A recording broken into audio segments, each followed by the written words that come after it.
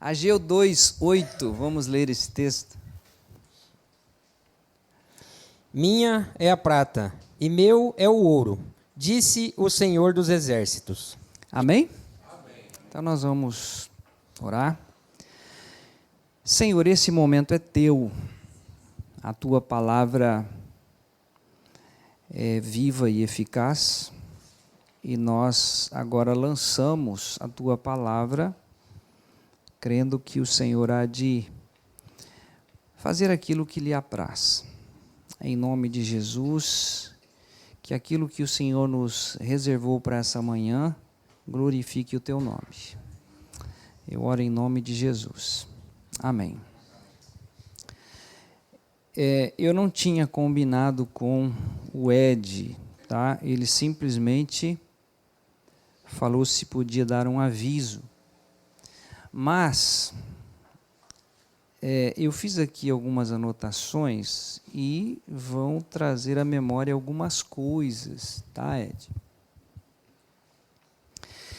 Quem estava aqui quando Ageu, o profeta, foi contemporâneo? Alguém estava?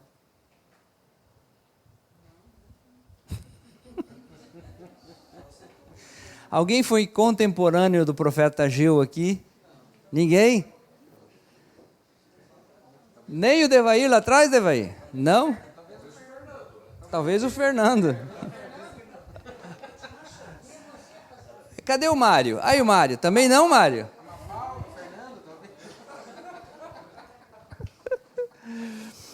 E alguém foi contemporâneo de Moisés?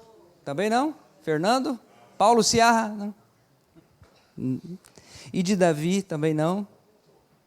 E de Saulo de Tarso? Também não. E do Eliseu Olaque? Não, mas agora vou mudar. De 1989. Quem é de 1989 aqui na comunidade? Nair, onde é que você está? A Nair, eu anotei aqui, ó.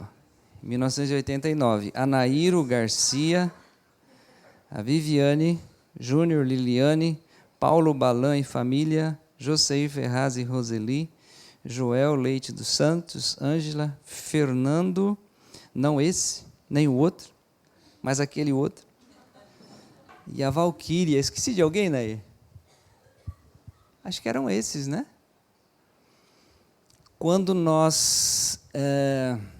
Quando eu vim, porque já se tinha iniciado o trabalho aqui nessa edícula que as crianças usam agora, tá? Essa edícula, ou seja, esse lote e essa construção foi feito então por essas pessoas, o Garcia juntamente com a Nair, o Paulo Balan e também Joseir Ferraz, enfim, eles que deram início à comunidade em Porta Renascer. Esse trabalho começou no Parque Verde, com trabalho com crianças. A Nair, juntamente com a Viviane, eles reuniam crianças nas casas e aí começou o trabalho florescer. E aí acharam por bem ter um local específico e não na casa. A intenção de compra do terreno, aí na época... tem mais um. Como que era o nome do tesoureiro? Gelson. Elson. O Elson foi o primeiro tesoureiro que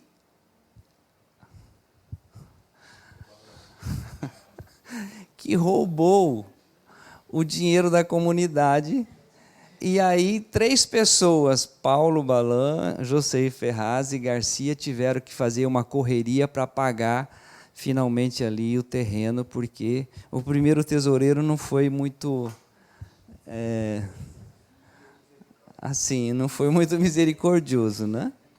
Então, quando eu cheguei para cá, em 1989, em novembro de 89, já tinha aquela estrutura, ainda não tinha piso, né? para quem é daquela época aqui de Cascavel, nós tínhamos a rua Fortaleza asfaltado e nós tínhamos a rua Francisco Bartinique asfaltado. Essa região nossa aqui era tudo terra. Tá? Então, era assim. Aí eu vim, né, solteiro, com 27 anos. Foi esses dias. Hoje 63, 62, está quase lá no 63. E eu trouxe toda a minha mudança. Uma calça jeans, acho que eram 2, né? Umas 3 camisetas. Lembro muito bem de uma camiseta do Posto Ipiranga, era amarela. Aí jogaram fora, mas era muito linda. Combinava com a minha estrutura na época. Por que eu estou dizendo isso? Eu vim para cá de ônibus e eu dizia para mim mesmo, nunca que eu vou morar nesse lugar. Porque eu fui convidado para estar aqui, enfim, lá através da primeira igreja em Londrina, a irmã da Nair, que é a Nilce, falou que tinha esse trabalho aqui. Eu falei, eu vou lá conhecer. Quando eu vim conhecer e vi o lugar, eu falei, jamais. Tanto é que em novembro eu vinha todo final de semana e voltava para Londrina, vinha e voltava. Aí fizeram o convite para ficar na casa do Garcia uns dias, e eu estou até hoje. Né? Não sei se eles queriam casar a Viviane, mas o fato é que foi muito bom. Né? Enfim, 1990, então, eu comecei propriamente trabalhando aqui, totalmente desanimado, tá? Porque nós começamos com um grupo de 12 praticamente, e depois de um ano nós estávamos com 6. Eu espantei. Então, ao invés de crescer, o negócio diminuiu. Enfim, fiquei esse tempo lá e eu estou aqui, então, há 36 anos esse ano. Tá?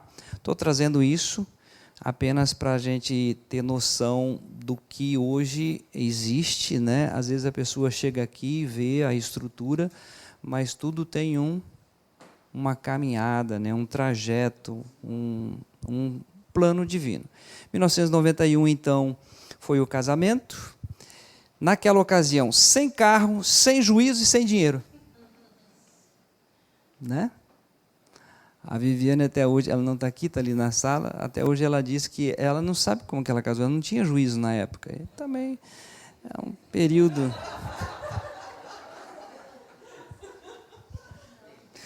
Fazer o quê, né? O fato é que, enfim, esse trabalho aqui tem esse período lá. Quem é da época aqui que não tinha o templo ainda? Tere... Quem mais? A Beth, no início. Depois, então, com o passar do tempo, né, casei e fui morar aqui no residencial Cascavel. Aí não tinha carro, vinha a pé. Eu ficava brigando com Deus, chuva, frio, guarda-chuva, terra. Quando era chuva, eu vinha pela Fortaleza, porque era asfalto. Mas o bico do sapato chegava sujo. E aí as pessoas vinham na igreja de carro, né? E eu dizia, Deus, por que eles têm carro e eu não tenho carro? Enfim, num certo dia alguém bate no meu apartamento e leva um dinheiro para comprar um carro. Foi meu primeiro Fusca. Quem é da época do meu Fusca vermelho lá atrás? A Tere. Foi o Chicão. A Tere, o Francisco hoje falecido, mas foi o Francisco que comprou o primeiro Fusca para mim, lá em Matelândia, Fusca vermelho. Eu dei o dinheiro, que eu ganhei, enfim. Estou trazendo isso porque depois veio um Passat, que eu ganhei de Londrina, de um amigo nosso, depois o Santana, enfim, aí veio a Giovana. Naquela época, um Golzinho. Compramos um carrinho maior que o bagageiro do Gol. Quem já fez isso? Quem é da época do Gol aqui? Alguém? Mais ou menos? Também não? Muito bem. Eu cheguei naquele Golzinho, botei as mãos em cima e falei, Senhor Deus, até hoje foi ótimo, mas eu preciso de um carro agora mais espaçoso, porque preciso pôr o carrinho da Giovana. 2 pessoas ajudaram, foi onde eu comprei um Verona. Enfim, estou falando isso apenas para trazer à memória, ou seja, tudo naquela ocasião, desde a compra do terreno de cá, compramos do João Brock, depois da compra vamos construir.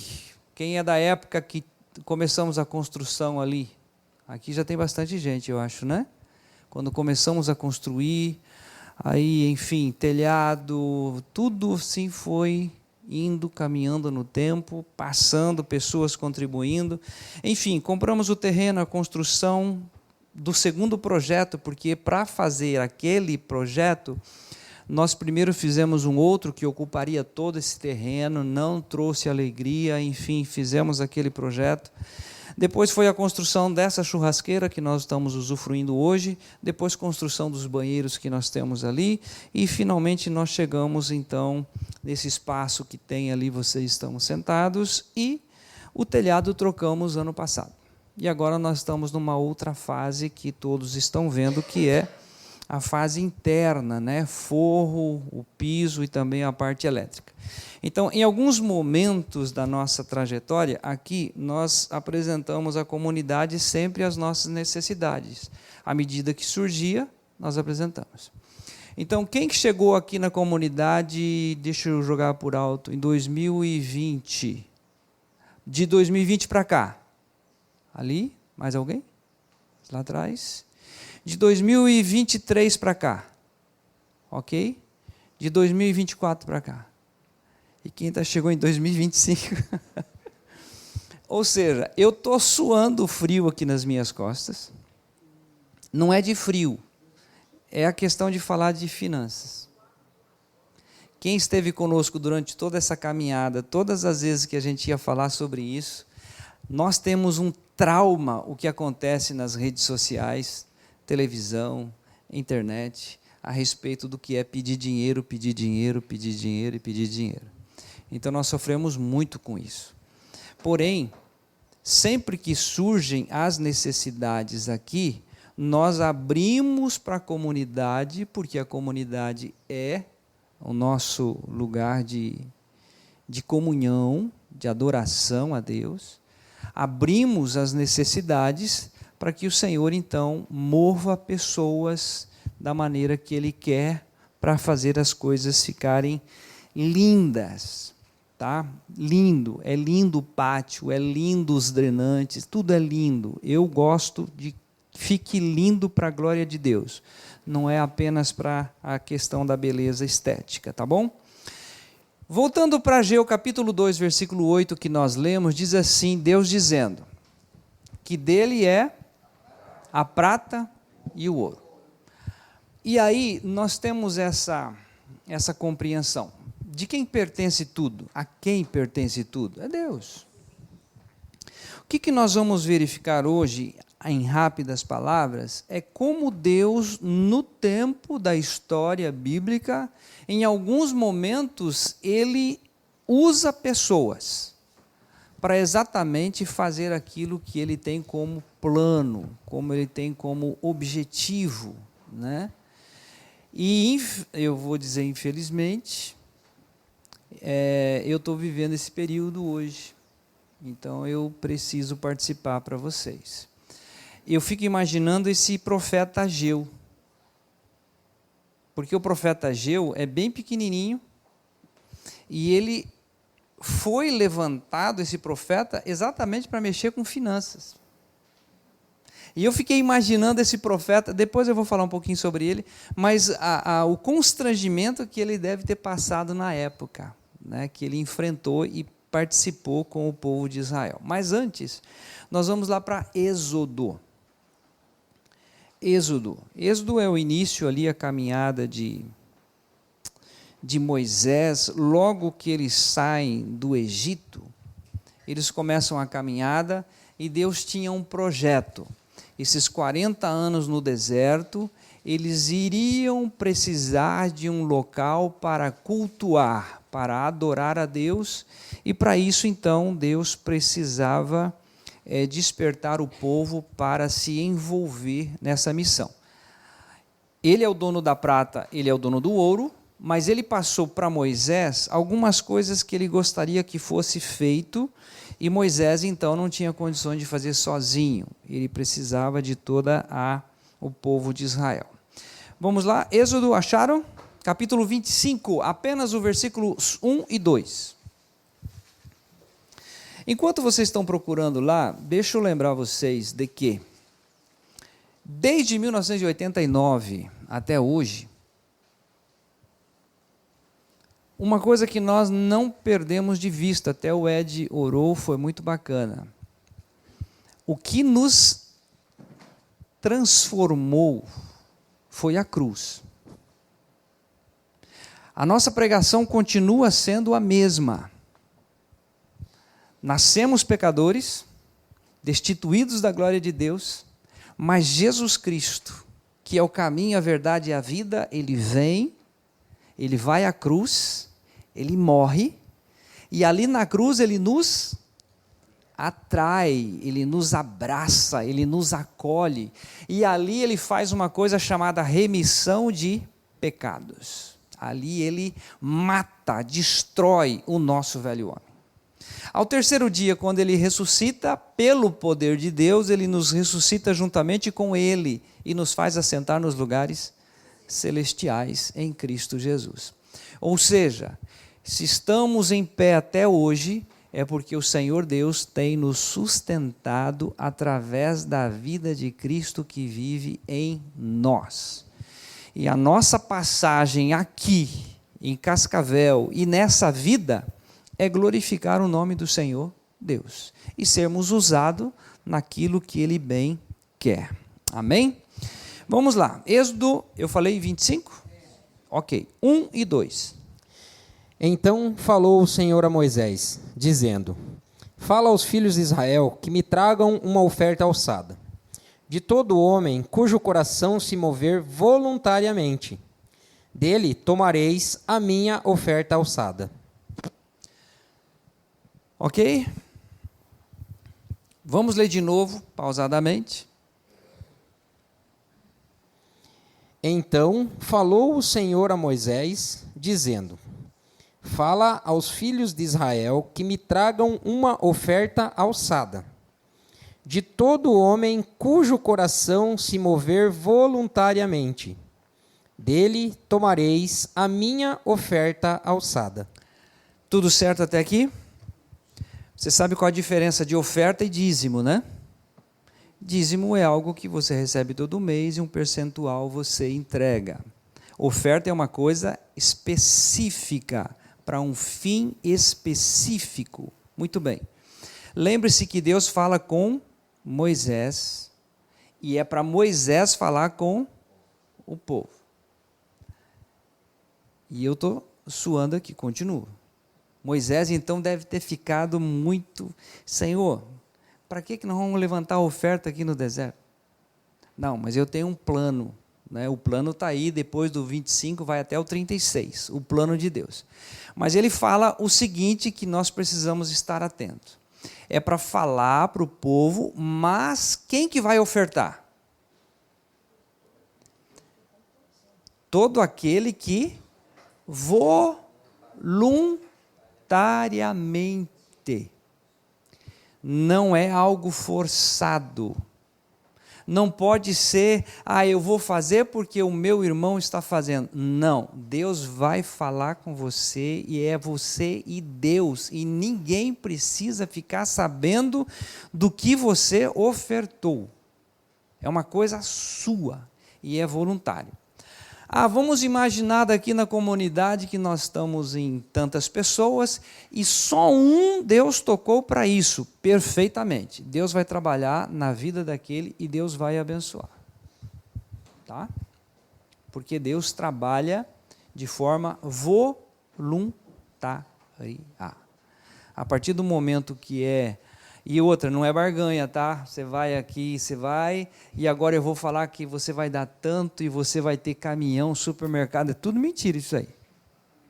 Você vai fazer uma oferta ao Senhor de gratidão. Agora, o que ele vai fazer, aí já não é um assunto meu, é ele e você, ok? Muito bem. Foi lançado isso ao povo, o povo começou a ofertar, voluntariamente. O que acontece naquela ocasião? Êxodo 36 agora, apenas os versículos 6 e 7.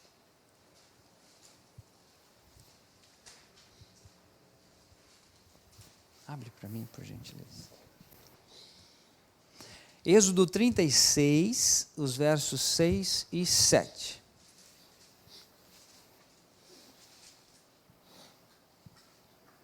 Então mandou Moisés que fizessem passar uma voz pelo arraial, dizendo: nenhum homem nem mulher faça mais obra alguma para oferta alçada do santuário.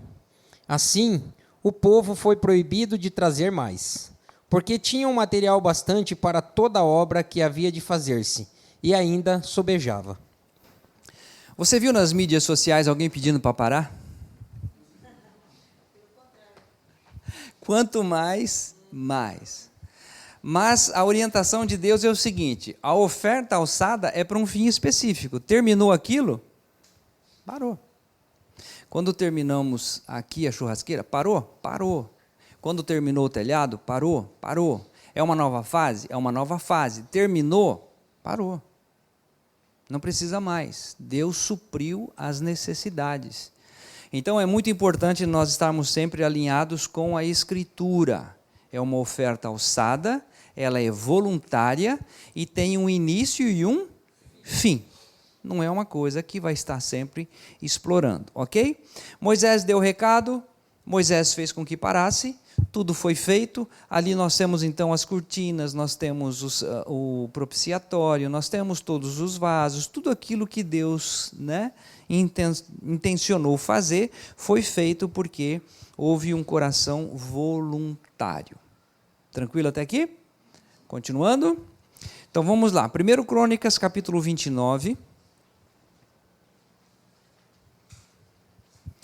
1 Crônicas 29.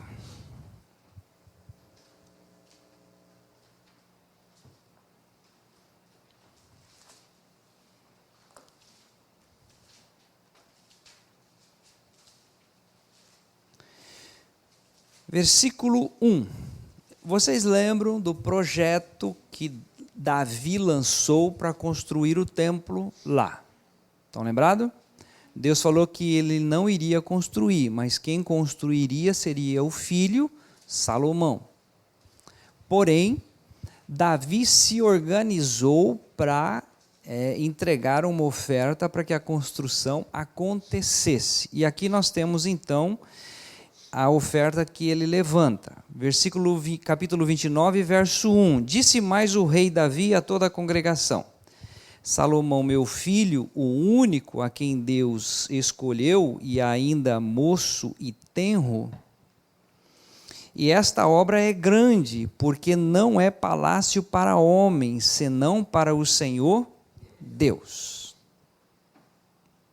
Pode continuar. 2. Nós vamos até o 14, porque esse texto é rico. Eu, pois, com todas as minhas forças, já tenho preparado para a casa de meu Deus ouro, para as obras de ouro, e prata para as de prata, e cobre para as de cobre, e ferro para as de ferro, e madeira para as de madeira, e pedras sardônicas, e as de engaste, e pedras de ornato, e obra de embutido, e toda sorte de pedras preciosas, e pedras marmóreas em abundância. E ainda, de minha própria vontade para a casa de meu Deus, o ouro e prata particular que tenho demais, eu dou para a casa do meu Deus. Afora tudo quanto tenho preparado para a casa do santuário. 3.000 talentos de ouro, do ouro de Ofir, e 7.000 talentos de prata purificada, para cobrir as paredes das casas. Ouro para os vasos de ouro, e prata para os de prata. E para toda obra de mão de artífices, quem, pois, está disposto a encher a sua mão para oferecer hoje voluntariamente ao Senhor? É isso, até o 5. Davi então fala daquilo que ele conquistou com a sua força para ofertar, e daí ele faz a pergunta, também Deus usando Davi: quem, pois, está disposto a... Como que diz a sua versão? Oferecer hoje voluntariamente ao Senhor. Quem tem a versão que diz encher a mão? Encher a sua mão para oferecer. É nessa mesma? Ok. Tem alguma semelhante? Mas ele faz esse desafio, encher a mão, mas de forma voluntária. Continuando agora, versículo 6. Então os chefes dos pais e os príncipes das tribos de Israel e os capitães dos milhares e das centenas e até os capitães da obra do rei voluntariamente contribuíram e deram para o serviço da casa de Deus 5.000 talentos de ouro e 10.000 dracmas e 10.000 talentos de prata e 18.000 talentos de cobre e 100.000 talentos de ferro. E os que se acharam com pedras preciosas as deram para o tesouro da casa do Senhor, na mão de Jeiel, o gersonita. E o povo se alegrou do que deram voluntariamente, porque, com coração perfeito, voluntariamente deram ao Senhor, e também o rei Davi se alegrou com grande alegria. Pelo que Davi louvou ao Senhor perante os olhos de toda a congregação, e disse Davi: Bendito és tu, Senhor, Deus de nosso pai Israel, de eternidade em eternidade. Tu és, Senhor, a magnificência, o poder, a honra, a vitória, a majestade, porque teu é tudo quanto há nos céus e na terra.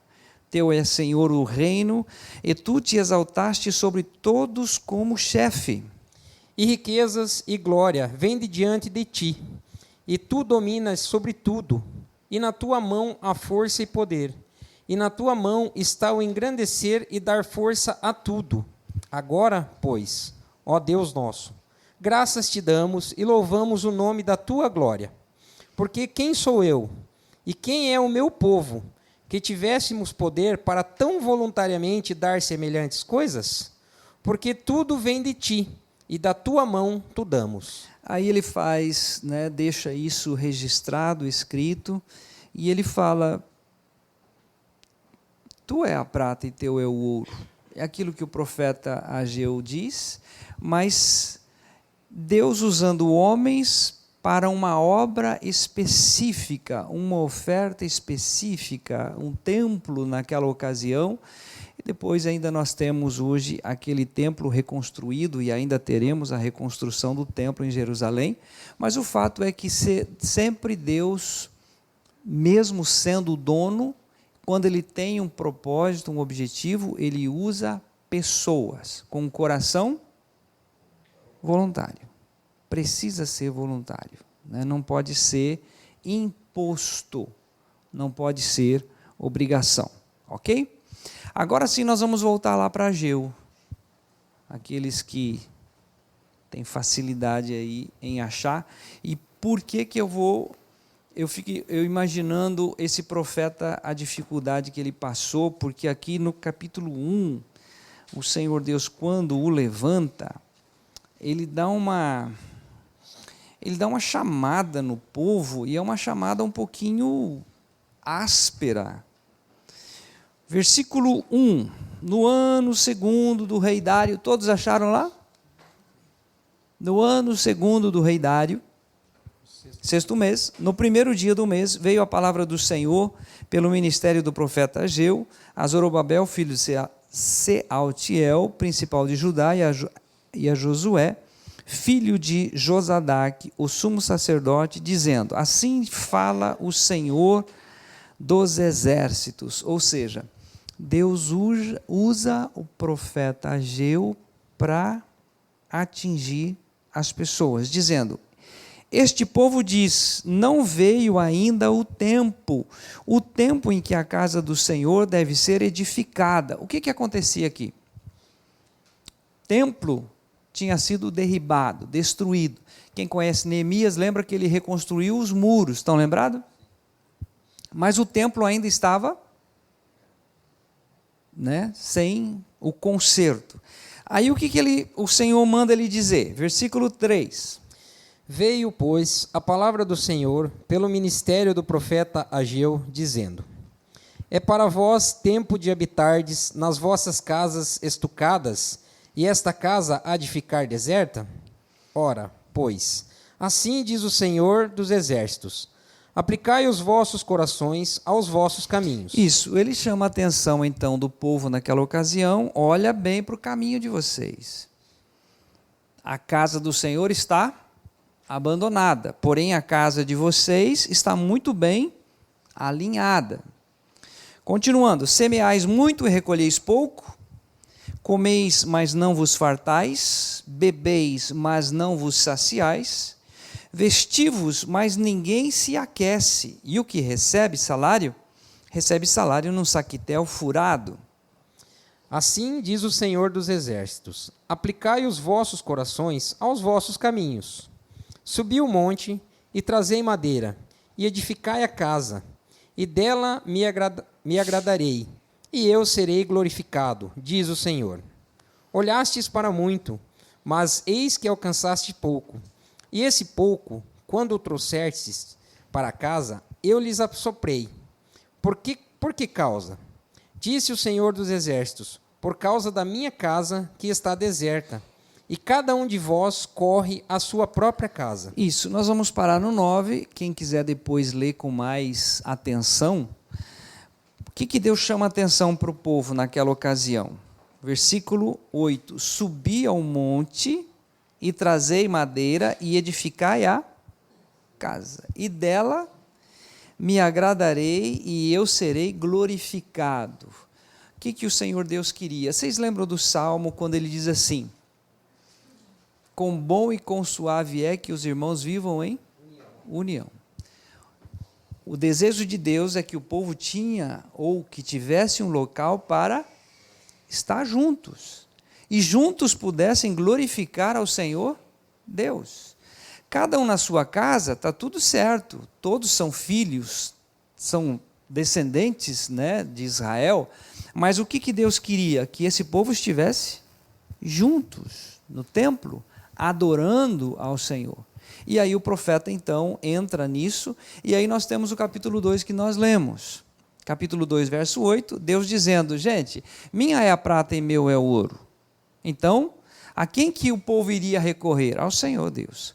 Agora, olha o detalhe do versículo 9, 2:9, ele dizendo que essa segunda casa seria muito mais bela do que a primeira. A glória desta última casa será maior do que a da primeira, diz o Senhor dos Exércitos. E neste lugar darei a paz, diz o Senhor dos Exércitos. O que nós não podemos perder de vista é que o profeta Ageu está fazendo uma profecia. Eles vão construir, em termos de edificação, é mais feia do que a primeira. Mas o que iria acontecer nessa segunda casa é que a glória de Deus iria descer. Jesus Cristo viria e traria paz. Então é uma coisa muito linda essa profecia. Ele fala de uma situação, ele fala da importância de o povo estar reunido para glorificar a Deus, e ele fala que nessa segunda casa, não mais a estrutura, mas o que iria acontecer, que é o milagre da vinda do Messias, e ali sim ele traria a paz. Mas ele queria ter um lugar, então, para que as famílias pudessem estar, não apenas nas suas casas, mas poder se reunir no lugar agradável e poder cultuar ao Senhor Deus. Amém? Último texto. 2 Coríntios, capítulo 9, versículo 7. 2 Coríntios 9, o verso 7.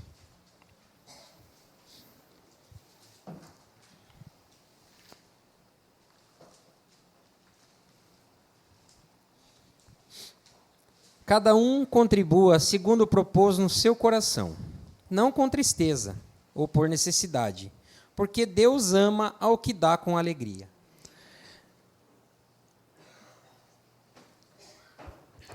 A princípio, eu ia colocar o verso 6, mas o verso 6 ele é um pouco não é que é perigoso, mas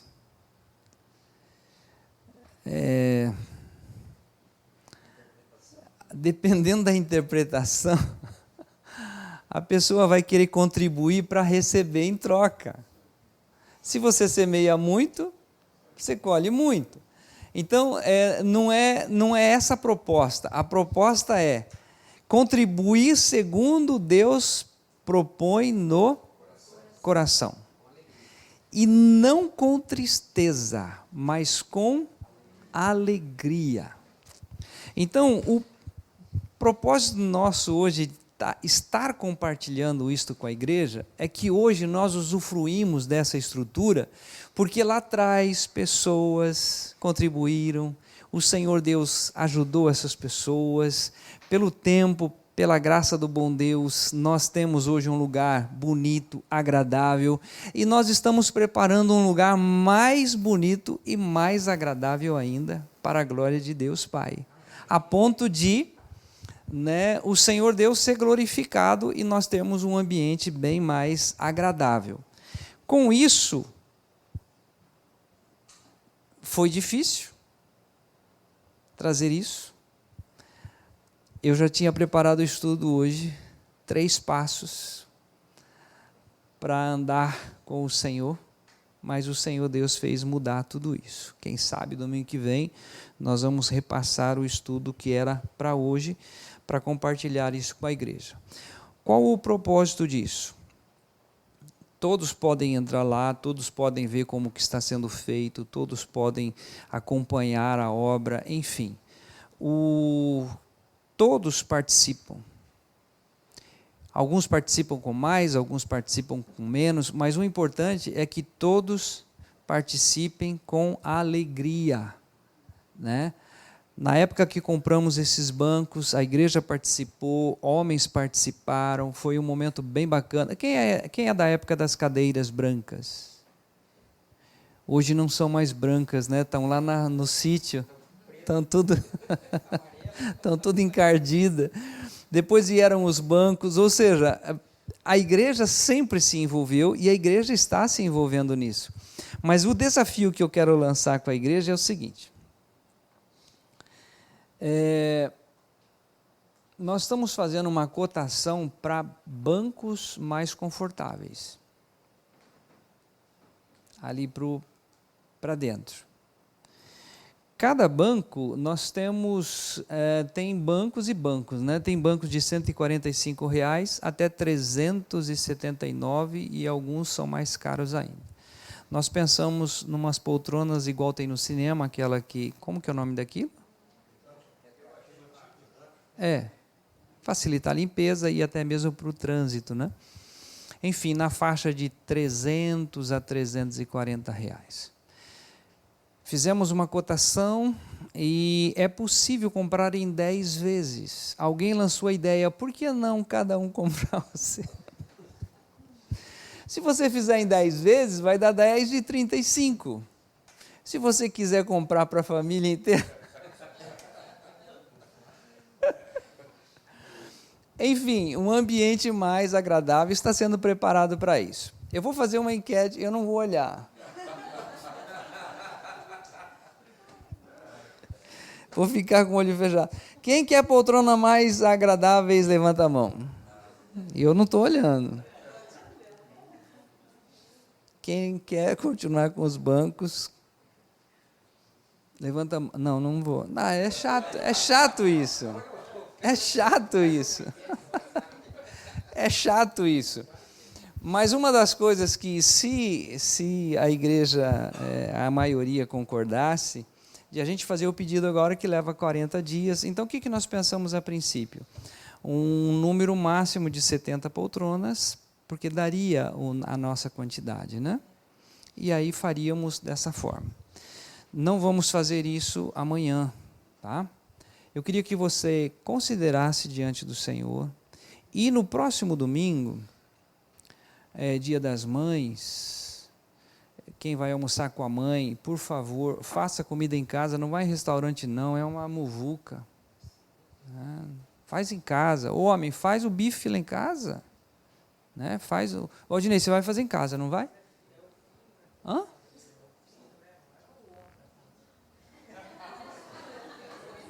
A dona Vani não tá viva? Aí você? Ô, dona Vani, olha só, dona Vani. Está abandonando a senhora, dona Vani? Gente, mas é sério, eu já marquei em restaurante para ir almoçar, enfim, vira uma confusão, é muita gente que quer levar a mãe exatamente nesse dia. Leva outro dia a mãe para almoçar num restaurante. Faça em casa, faça uma coisa aconchegante, vale a pena mesmo. O desafio também que eu gostaria de fazer é você ore durante essa semana. Ore. Fala, Senhor Deus, eu fui tocado pela palavra e eu gostaria mesmo de fazer algo que fizesse diferença, mas eu não quero fazer nada que seja da minha vontade. Eu quero que o Senhor fale comigo. O Senhor vai falar, tá? Ele é gentil e ele faz isso. Ah, pastor, chegou segunda, terça, quarta, quinta, sexta, sábado, ele não falou nada. Você não vai dar nada, porque o Senhor vai falar com aqueles que ele tem preparado para isso, tá bom? Nós só gostaríamos de compartilhar porque todo o período na história Deus usou pessoas. Eu fico imaginando. Você já imaginou Ageu? Na segunda-feira ele fez uma visita para o irmão da comunidade dele lá e chegou naquela casa, o pé direito, 5 metros de altura, acabou de reformar a casa, é uma casa linda, maravilhosa, e daí no domingo ou no sábado, que naquela época era sinagoga, no sábado ele falar isso aqui. Olha lá, foi na minha casa só para ver o que eu estava fazendo. Ou seja, é constrangedor falar sobre isso? Mas Deus usou pessoas naquela ocasião, como tem usado hoje para isso. Terminou aquela obra ali, cessamos sobre esse assunto. Combinado? Não se fala mais nisso. Então, até domingo.